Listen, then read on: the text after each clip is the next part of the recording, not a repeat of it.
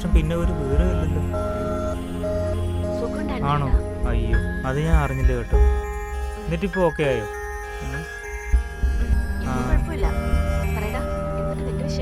പുള്ളി വന്നില്ലേ?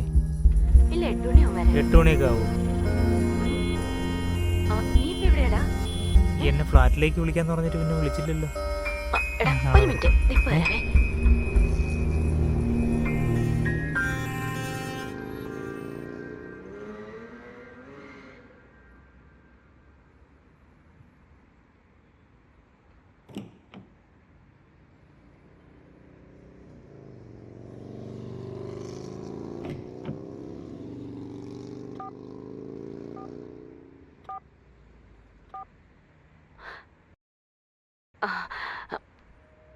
നീ പറ.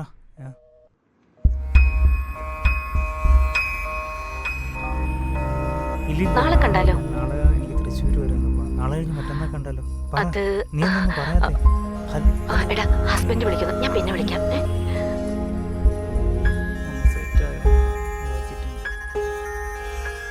എത്ര നേരമായി നിന്നെ വിളിക്കുക?